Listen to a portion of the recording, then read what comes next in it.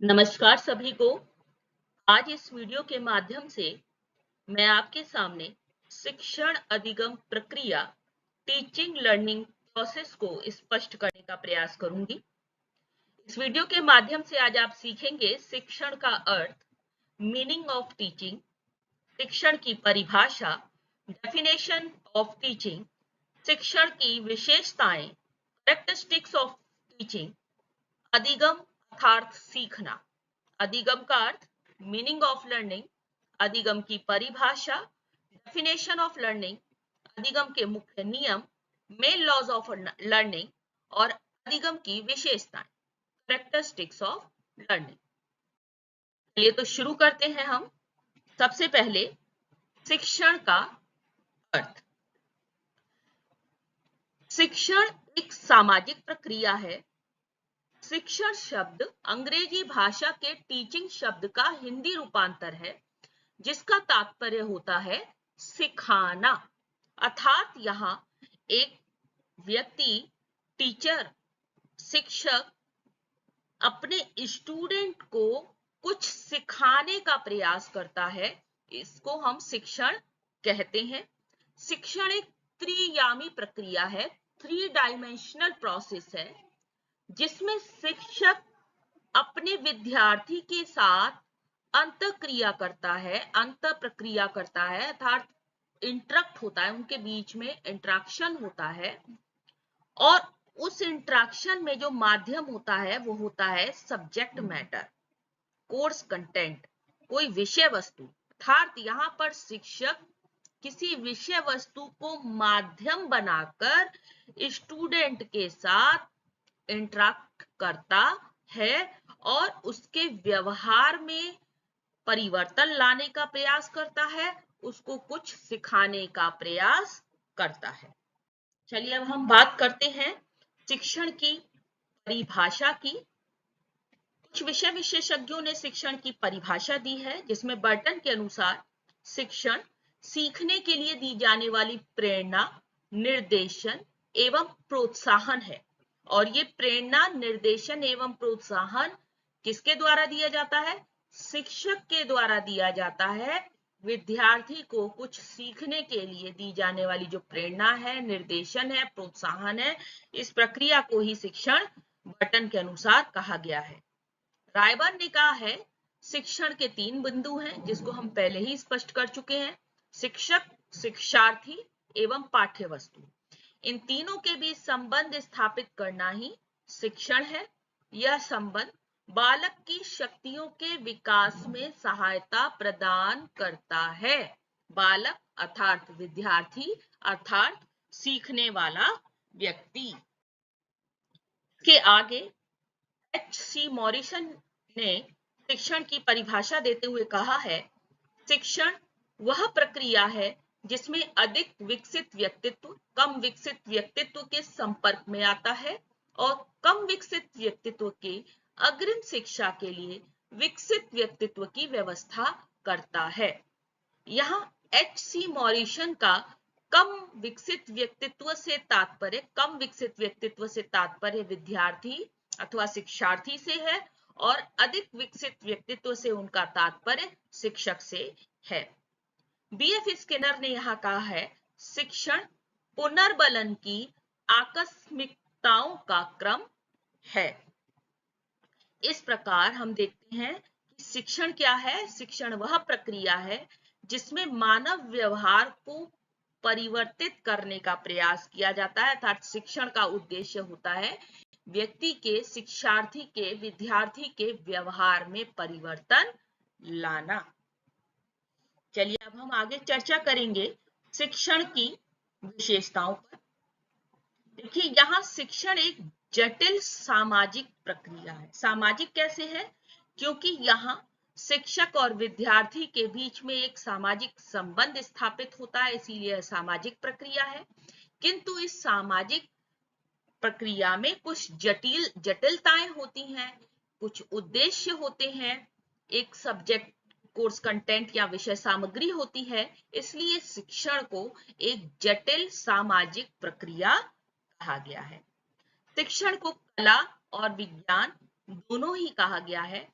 यहाँ शिक्षण एक कला है जो व्यक्ति के व्यवहार में परिवर्तन लाने का प्रयास करती है। वहीं यह कार्य पूरे वैज्ञानिक तरीके से वैज्ञानिक तकनीकों का प्रयोग करते हुए किया जाता है, इसलिए शिक्षण को कला और विज्ञान दोनों ही कहा गया है। शिक्षण एक व्यावसायिक गतिविधि भी है, प्रोफेशनल एक्टिविटी भी है। जैसा कि आप सभी जानते हैं कि जो शिक्षक होता है उसको अपनी सेवा कार्य के लिए कुछ राशि या कुछ पैसा, मनी, धनराशि प्राप्त होती है। वो उसको प्रोफेशनल तरीके से अपने आर्थिक रूप से अपने आप को सक्षम बनाने के लिए भी इसका प्रयोग करता है, इसलिए शिक्षण को एक व्यावसायिक गतिविधि भी कहा गया है। शिक्षण शिक्षक से निकलने वाला एक आउटपुट है। शिक्षक यहाँ विद्यार्थी के व्यवहार में परिवर्तन लाने के लिए अपना संपूर्ण प्रयास करता है, यह उसका इनपुट होता है। और जो व्यवहार में परिवर्तन, विद्यार्थी के व्यवहार में जो परिवर्तन आता है, वह परिवर्तन उसका आउटपुट होता है। इसीलिए शिक्षण को शिक्षक से निकलने वाला आउटपुट कहा गया है। आगे देखिए, शिक्षण विविध क्रियाओं की एक संगठित व्यवस्था है, एक ऑर्गेनाइज्ड सिस्टम। अनऑर्गेनाइज्ड तरीके से शिक्षण की प्रक्रिया नहीं होती है, शिक्षण का कार्य नहीं होता है। बड़े ही ऑर्गेनाइज्ड तरीके से शिक्षक यह पूर्ण निर्धारित करता है कि किस पाठ्यक्रम को किस विद्यार्थी को किस तरीके से पढ़ाना है या बताना है, जिससे उसके ज्ञान, कौशल, अभिवृद्धि में परिवर्तन आए और उसके व्यवहार में परिवर्तन आ सके। शिक्षण एक संवादात्मक प्रक्रिया है, इंटरेक्टिव प्रोसेस है। आप सभी ने त्रियामी प्रक्रिया में भी यह देखा था, यहाँ शिक्षक और विद्यार्थी के मध्य इंटरेक्शन होता है, आपस में संवाद होता है, इसलिए शिक्षण को संवादात्मक प्रक्रिया भी कहा गया है। शिक्षण में विशिष्ट कार्य शामिल होते हैं, जिनमें विभिन्न शिक्षण कौशल शामिल होते हैं। स्पेशलाइज्ड टास्क, हर विषय को पढ़ाने के लिए हर ज्ञान, कौशल और अभिवृत्ति में परिवर्तन लाकर व्यवहार में परिवर्तन लाना है, और कहाँ किस तरीके के परिवर्तन की आवश्यकता है विद्यार्थी को, इसके लिए विशिष्ट प्रकार के कार्यों की आवश्यकता होती है, जिसके लिए शिक्षक में विशिष्ट कौशल होना चाहिए। इस प्रकार शिक्षण में कुछ स्पेशलाइज्ड टास्क शामिल होते हैं। चलिए, यहाँ हम लोगों ने शिक्षण की परिभाषा, अर्थ और शिक्षण की विशेषताओं को समझा। अब हम सीखने का अर्थ यहाँ हम स्पष्ट करेंगे आपके सामने। सीखना, जिसको हम अधिगम भी कहते हैं, जो अंग्रेजी के लर्निंग शब्द का हिंदी रूपांतर है। सीखना एक व्यापक, सतत एवं जीवन पर्यंत चलने वाली प्रक्रिया है।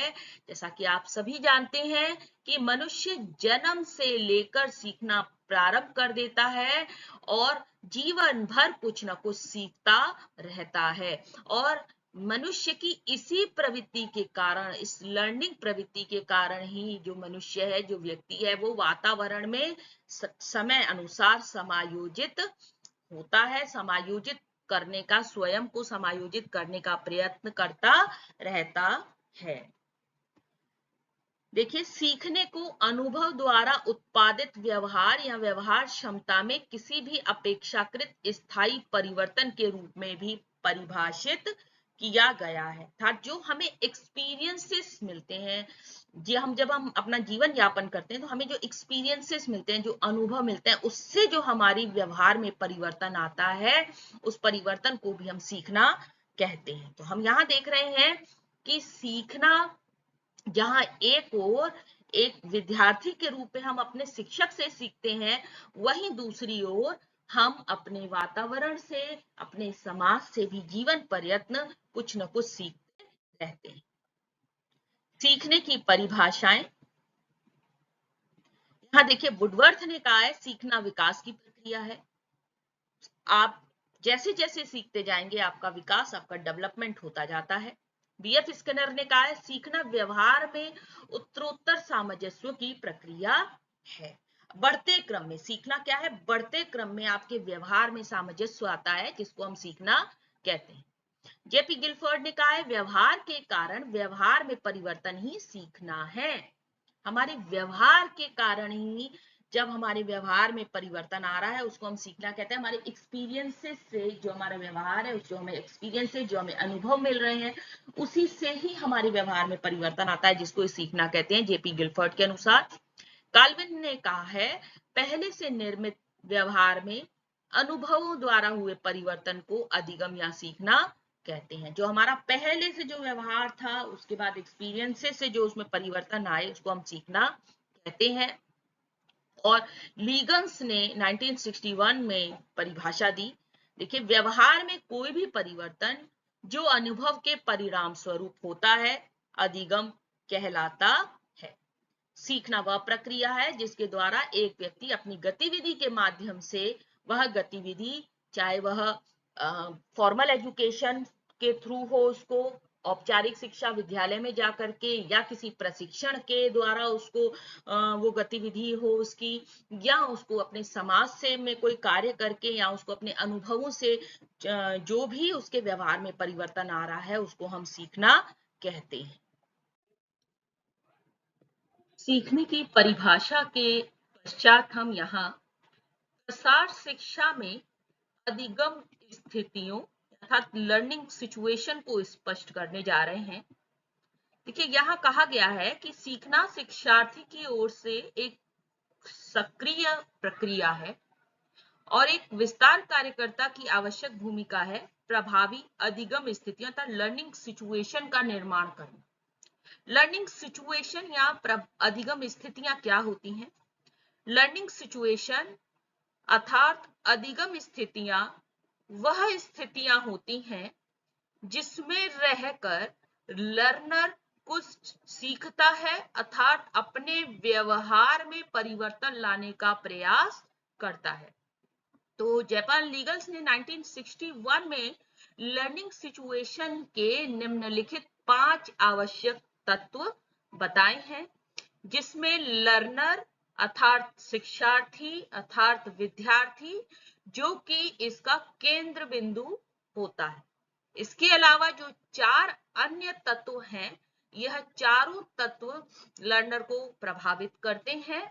यह चारों तत्व लर्नर के अनुकूल होने पर लर्नर किसी नई चीज को सीखता है और अपने व्यवहार में परिवर्तन लाता है। जिसमें सबसे पहला तत्व है शिक्षक, टीचर। यह शिक्षक विद्यालय में पढ़ाने वाला कोई शिक्षक हो सकता है, लेकिन साथ ही साथ चूंकि सीखना केवल विद्यालय में ही नहीं होता है, जीवन पर्यंत चलने वाली प्रक्रिया है, इसीलिए शिक्षक कोई समाज का व्यक्ति, परिवार का व्यक्ति और कोई भी ऐसी परिस्थिति हो सकती है जो कि लर्नर के व्यवहार में परिवर्तन लाती है।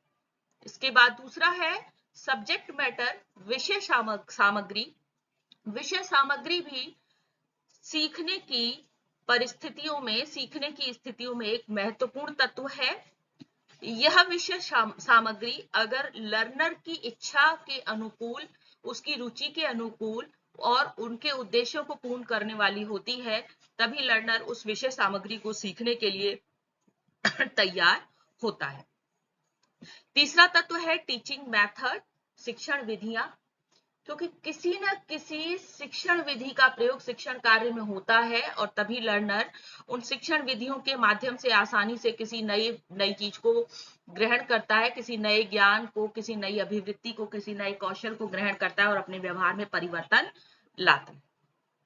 इसका चौथा महत्वपूर्ण तत्व है फिजिकल फैसिलिटी, जो कि चारों तरफ से ये 4 केंद्र बिंदु में चौथा है फिजिकल फैसिलिटी, भौतिक सुविधाएं, जिसके अभाव में भी सीखने का कार्य या अधिगम की प्रक्रिया नहीं हो सकती है। या फिजिकल फैसिलिटी होती है, अगर हम विद्यालय के परिवेश की बात करें, अगर हम औपचारिक शिक्षा की बात करें, तो यह फिजिकल फैसिलिटी हो सकती है विद्यार्थी के बैठने की उचित व्यवस्था, विद्यालय में कक्षाओं की उचित व्यवस्था, प्रकाश की उचित व्यवस्था, पानी की उचित व्यवस्था, यह सारी फैसिलिटीज अगर होती हैं तभी जो लर्नर है, अधिगम करता है, सीखने वाला व्यक्ति है, आसानी से किसी नए ज्ञान को ग्रहण करता है। तो यह चारों तत्व और केंद्र में लर्नर यह मिल करके एक प्रभावी लर्निंग सिचुएशन का निर्माण करते हैं, जिस सिचुएशन में लर्निंग या अधिगम की प्रक्रिया संपन्न होती है। इसके बाद हम बात करेंगे अधिगम के मुख्य नियम। अधिगम के यहाँ 3 मुख्य नियम बताए गए हैं। सबसे पहला है तत्परता का नियम, law of readiness. Law of readiness क्या कहता है? लॉ ऑफ रेडीनेस कहता है कि कोई भी व्यक्ति किसी भी नए ज्ञान को सीखने के लिए जब तक रेडी नहीं होगा, जब तक तत्पर नहीं होगा, तब तक वह किसी नए ज्ञान को नहीं सीख सकता है। जब कोई व्यक्ति किसी कार्य को करने के लिए पहले से ही तैयार होता है तो वह उस कार्य को आनंद के साथ में शीघ्र ही सीख लेता है, और अगर वह कोई व्यक्ति इसके विपरीत किसी कार्य को करने के लिए या सीखने के लिए तैयार नहीं होता है, उसकी इच्छा शक्ति नहीं होती है, तो वह उस कार्य को सीखने में अपनी इच्छा जाहिर नहीं करता है और उसकी सीखने की गति धीमी हो जाती है या बिल्कुल भी नहीं होती है। दूसरा है लॉ ऑफ प्रैक्टिस, अभ्यास का नियम। अभ्यास का नियम हमें यह बताता है कि किसी भी नए ज्ञान को सीखने में व्यक्ति अगर उसको बार बार दोहराता है, बार बार उसकी प्रैक्टिस करता है, तो वह उस ज्ञान को आसानी से शीघ्र ही सीख लेता है। लेकिन अगर वह उसकी प्रैक्टिस नहीं करता है, उस क्रिया को छोड़ देता है, तो कुछ समय बाद वह उस ज्ञान को भूल जाता है। इसका तीसरा नियम है लॉज ऑफ इफेक्ट, प्रभाव का नियम। अर्थात यह नियम यह हमें बताता है कि जीवन में किसी भी कार्य को करने पर व्यक्ति पे पड़ने वाला प्रभाव यह निर्धारित करता है कि वह व्यक्ति उस ज्ञान को ग्रहण करेगा या अपने व्यवहार में परिवर्तन करेगा या नहीं। इसका अर्थ है कि यदि किसी भी नए कार्य को करने पर व्यक्ति को अच्छे एक्सपीरियंसेस होते हैं, अच्छा इफेक्ट पड़ता है, अच्छा प्रभाव पड़ता है, उसको सुख की प्राप्ति होती है, उसको संतोष मिलता है, उसको सेटिस्फेक्शन मिलता है, उसको खुशी मिलती है, उसको प्लेजर मिलता है, तो वह उसको लगातार सीखने का प्रयत्न करता रहता है और कुछ समय बाद सीख जाता है। लेकिन अगर किसी कार्य को सीखने पर उसके ऊपर नेगेटिव इफेक्ट आता है, बुरा प्रभाव पड़ता है, तो वह उस कार्य को करना छोड़ देता है। इस प्रकार ये 3 नियम है, laws of readiness, laws of practice and laws of effect, जो सीखने के गति को निर्धारित करते हैं और इसको हम मेन लॉज ऑफ लर्निंग कहते हैं। इसके बाद हम बात करेंगे सीखने की विशेषताएं। देखिए, सीखना व्यवहार में परिवर्तन है। हम स्पष्ट कर चुके हैं कि सीखने का अर्थ है व्यवहार में परिवर्तन लाना। सीखने का अर्थ यह नहीं है कि सिर्फ ज्ञान में परिवर्तन आए। ज्ञान, अभिवृत्ति और कौशल में परिवर्तन आने के बाद जब व्यक्ति का व्यवहार बदल जाता है, तभी सीखने की क्रिया पूर्ण मानी जाती है। सीखना कंटिन्यूअस प्रोसेस है, लगातार चलता रहता है और जीवन पर्यंत चलने वाली प्रक्रिया है। सीखना एक सतत आजीवन प्रक्रिया है, जीवन पर्यंत चलती रहती है। व्यक्ति अपने जन्म से लेकर सीखना प्रारंभ कर देता है और जीवन पर्यंत कुछ न कुछ सीखता रहता है, जिसके कारण वह अपने वातावरण में सामंजस्य आसानी से कर लेता है। सीखना उद्देश्यपूर्ण होता है, लक्ष्य निर्देशित होता है। बिना उद्देश्य के हम कुछ भी नहीं सीखने को तत्पर होते हैं और वहां सीखना संभव नहीं। सीखने में अनुभवों का पुनर्निर्माण शामिल है, अर्थात सीखने में जो हमारे एक्सपीरियंसेस है, पहले से जो हमारे एक्सपीरियंसेस हैं, अनुभव हैं, उसको हम रिकंस्ट्रक्ट करते हैं, पुनर्निर्मित करते हैं। इसको हम सीखना कहते हैं। सीखना व्यवहार में वांछित परिवर्तन लाने में मदद करता है। इस बात को हम बार बार स्पष्ट कर चुके हैं।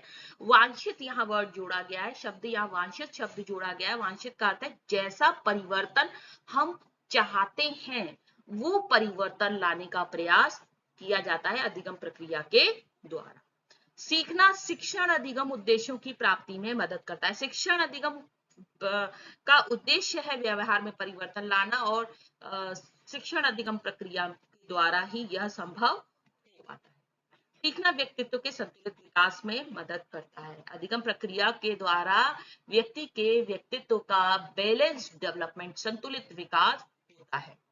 सीखना उचित समायोजन में मदद करता है। हम लोग परिस्थितियों से सीखते हैं और फिर उसके बाद उन्हीं परिस्थितियों के साथ आसानी से समायोजन कर लेते हैं। सीखना जीवन के लक्ष्यों की प्राप्ति में मदद करता है। हम कोई भी कार्य तभी सीखते हैं जब हमारे कुछ लक्ष्य होते हैं, हमारे कुछ उद्देश्य होते हैं और उन्हीं उद्देश्यों की प्राप्ति के लिए हम लगातार कुछ न कुछ सीखने का प्रयास करते रहते हैं और अपने लक्ष्य को प्राप्त कर लेते हैं। इस प्रकार हमने इस वीडियो के माध्यम से आपको टीचिंग और लर्निंग, शिक्षण और अधिगम के कुछ महत्वपूर्ण बिंदुओं पर प्रकाश डाला। इस वीडियो के दूसरे भाग में हम शिक्षण अधिगम प्रक्रिया के कुछ छूटे हुए अन्य पहलुओं पर भी चर्चा करेंगे। धन्यवाद।